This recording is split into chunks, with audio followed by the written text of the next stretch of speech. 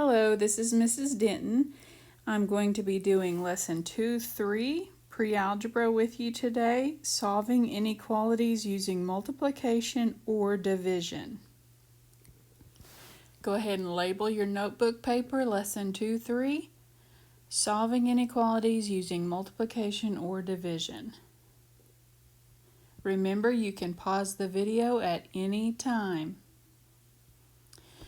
For your warm-up, you have 6 comparisons that say complete the statement with less than or greater than. As you can see, there are integers, so think about their place on the number line when you're comparing them.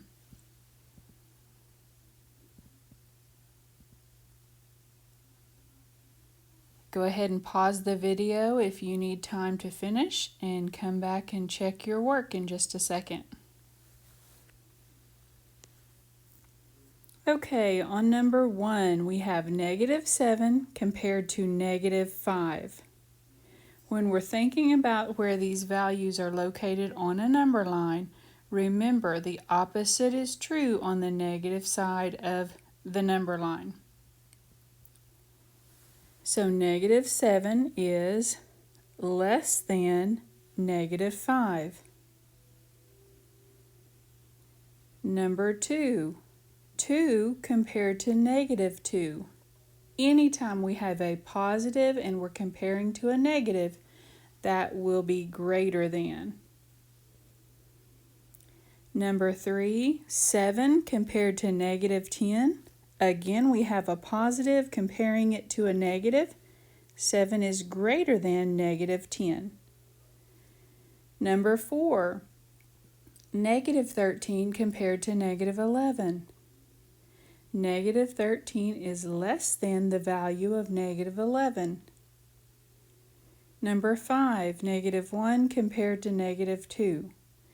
-1 is greater than -2.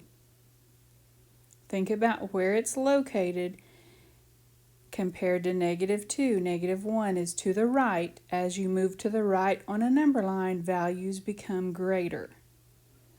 Number 6, -8 is less than +8. Okay, we're also going to be talking about some multiplication and division properties of inequality.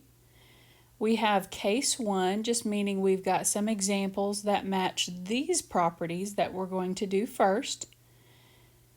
This property states when you multiply or divide each side of an inequality by the same positive number, the inequality remains true.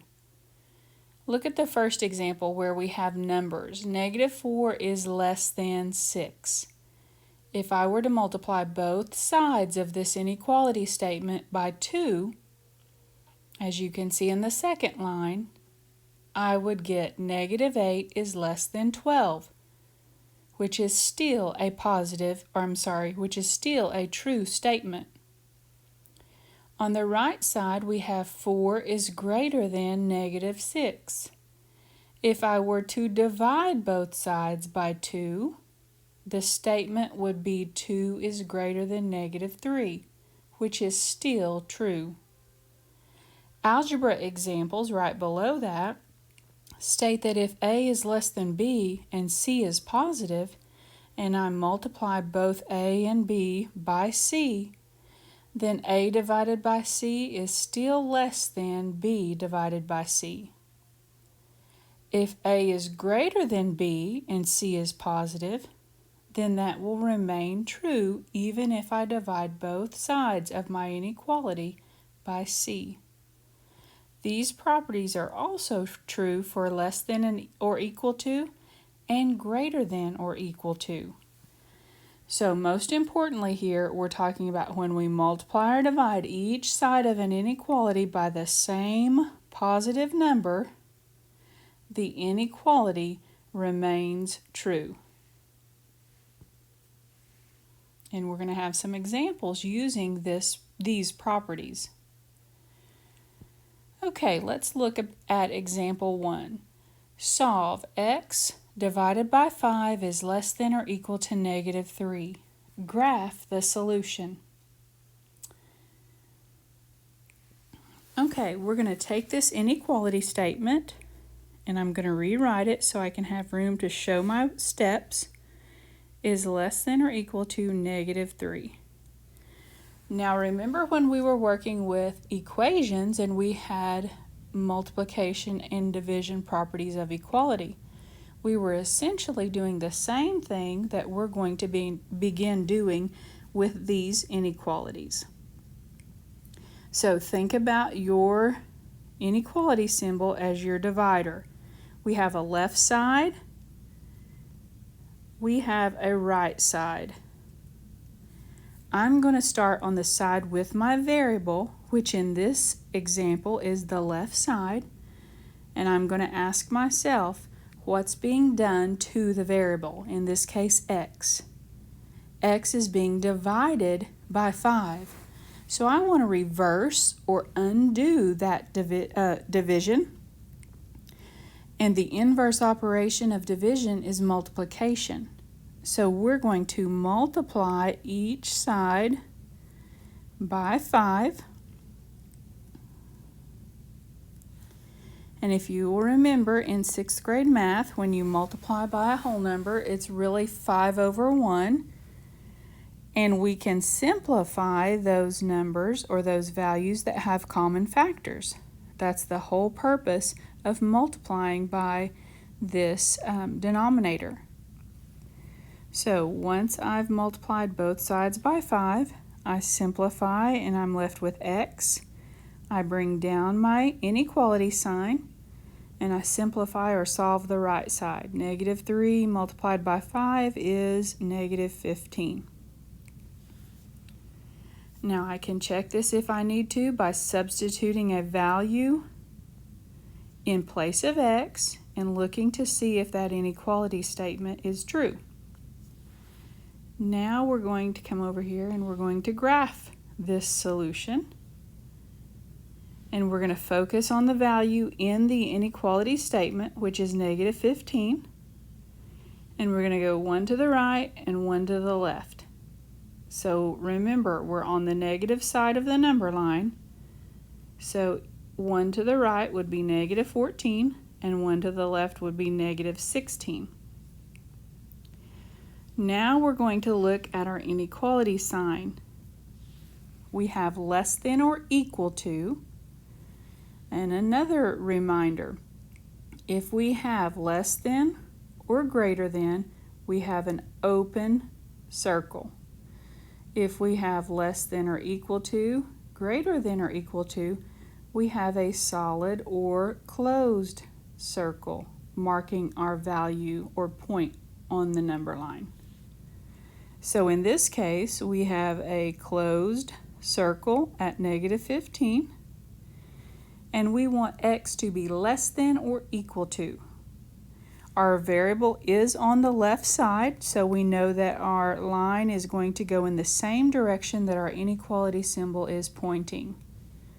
So again, we can go on top of the number line, or we could go above and to the left on the number line. Either way is correct. You do not have to show both lines.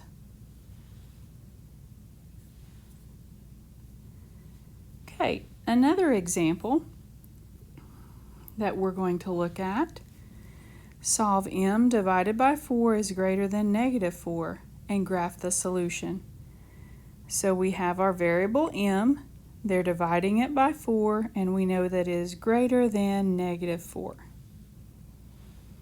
We're going to start on the side where our variable is located, in this case the left side again. They're dividing m by 4, so we're going to multiply by 4. Whatever we do to one side, we must do to the other side. That's going to allow us to simplify or cancel out or get rid of the 4, leaving us with m is greater than -16 when we simplify that multiplication. Now we're going to graph this solution on our number line. So we're going to focus on the value negative 16.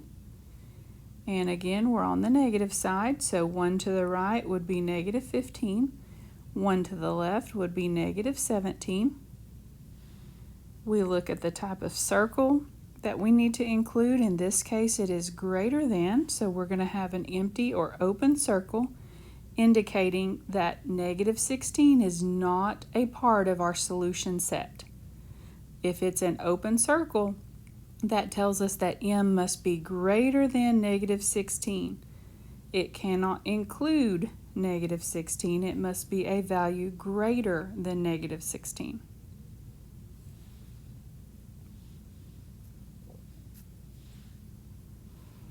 Okay, example 2. Now we've got a multiplication problem here. So I'm going to write down 6x is greater than negative 18. We're going to start on the side where our variable x is located, which is the left. 6 and x are beside each other, meaning that there's multiplication going on between 6 and x. We are going to reverse the multiplication or undo it by dividing.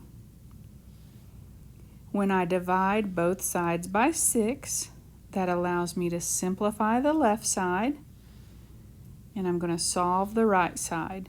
So I bring down what I'm left with. X is greater than negative 18 divided by 6. Put that into your calculator if you need to, and we get negative 3. So this is telling me x must be greater than negative 3 to be a solution to this inequality. We're going to focus on the value in our inequality. We're going to go 1 to the right, 1 to the left. Again, we're on the negative side of the number line. So remember which values would be to the left and right of negative 3. We're going to look back at our inequality sign. Does it include the value negative 3? No. So we're going to have an open or empty circle at negative 3, and we want x to be greater than. So we are going to go to the right, either on the number line or above the number line.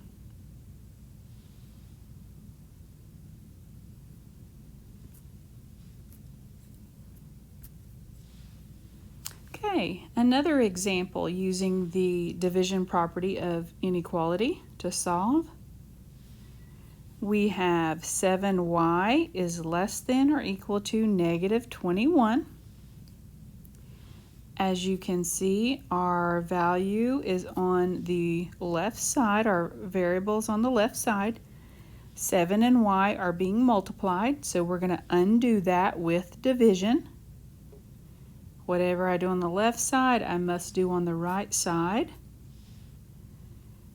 I'm going to bring down the y, bring down my inequality symbol, and put that into my calculator if I need to. Negative 21 divided by 7. And we're going to simplify that to negative 3. Now we're going to create our line graph, focusing on our negative 3. 1 to the right, 1 to the left on the negative side. We're going to look back at our inequality symbol, which is a less than or equal to sign, so we know this is going to be a closed or solid circle, and less than pointing to the left.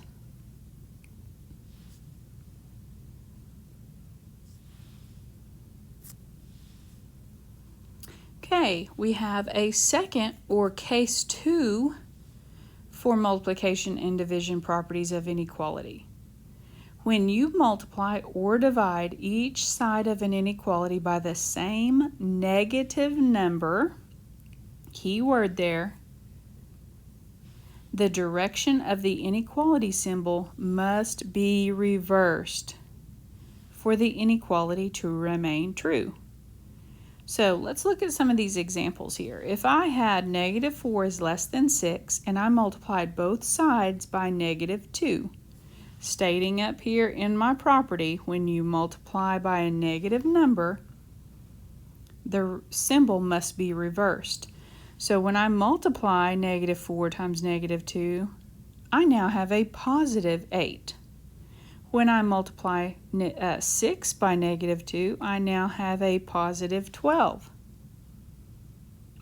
If I were to keep this original inequality sign that I had in the beginning of the example, I could say that 8 is not less than negative 12. So I have to reverse this inequality symbol in order to make this statement true if I multiply both values or both sides by a negative number.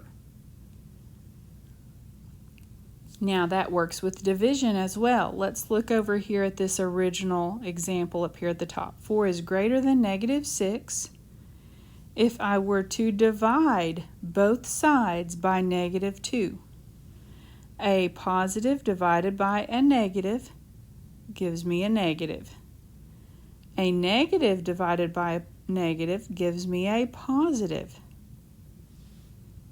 If I were to use that original symbol greater than, negative 2 is not greater than 3. I would have to reverse that to make my inequality remain true. Same thing with the algebra example. If A is less than B and C is negative and I multiply both sides by C, then I need to reverse that symbol. If A is greater than B and C is negative, then I also need to reverse that symbol when I'm using division or multiplication. These properties are also true for less than or equal to, greater than or equal to.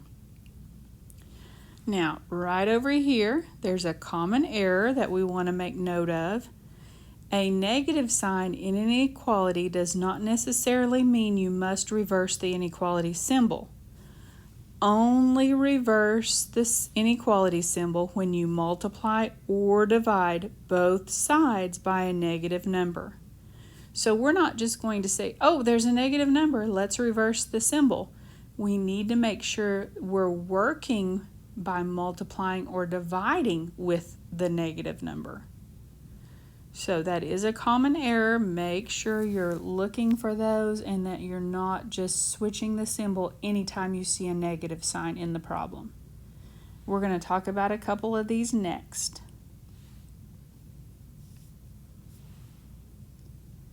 Okay, let's look at example 3. We have negative 3 halves n is less than or equal to 6. Then it says to graph the solution. Now we can see that we have a negative here. Ask yourself first, is this negative the value that we're going to multiply or divide both sides by? Yes, it is. So if you would like, you might want to make note to this symbol. And sometimes I ask people to circle it as a reminder that you need to switch it once you get your answer. Now we can look at this problem as a negative 3 halves being multiplied by n, and we can divide by negative 3 halves on both sides. Now, if you're using the calculator, that may be the easiest strategy to use. Divide by negative 3 halves on both sides. You can also think about multiplying by the reciprocal. In 6th grade math, you learned that dividing by a fraction is the same thing as multiplying by its reciprocal. So if I had negative 3 halves and I wanted to divide by negative 3 halves, that's the same as taking negative 3 halves and multiplying it by the reciprocal, which is negative 2/3. If you'll remember, you can simplify those numbers that are diagonal from each other, turning them all into ones. A negative times another negative is a positive, which equals a positive 1. So dividing by a fraction is the same thing as multiplying by its reciprocal. However, if you're using the calculator, you can simply put it in as 6 divided by negative 3 halves. Now, when we come down to write our solution here, let me go ahead and use a different color. We've simplified the left side to n. We circled this inequality because we were dividing by a negative to remind us to flip that inequality sign. Now, when we come over to the other side, you can put that into your calculator. 6 divided by negative 3/2 is going to simplify to negative 4.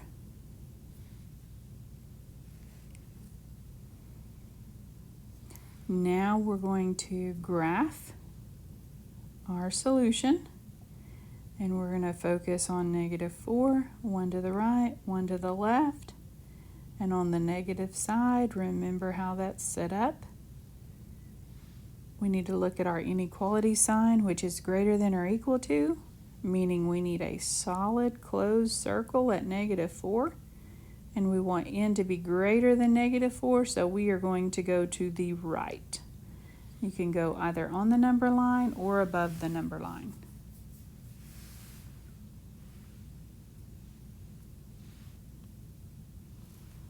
Okay, we have another example here. Solve negative 4/3 b is greater than 8. Okay, so I'm going to go ahead and write down here negative 4/3 b is greater than 8. I want to start on the side where my variable is. I'm going to divide by negative 4/3 because it's being multiplied by b. I'm going to come over here and divide by negative 4/3 as well because I'm going to put it into my calculator. And we get b. Oh, we might want to remind ourselves that we divided by a negative, so this inequality sign needs to be reversed. When we put that into our calculator, 8 divided by negative 4/3, we're going to get a negative 6. b is less than negative 6. And we're going to come over and we're going to make our number line, focusing on negative 6. Negative 7 is 1 to the left, negative 5 is 1 to the right. We have a less than inequality sign, so we're going to have an open circle, and we are going to be going to the left, indicating b is less than negative 6, but not including negative 6.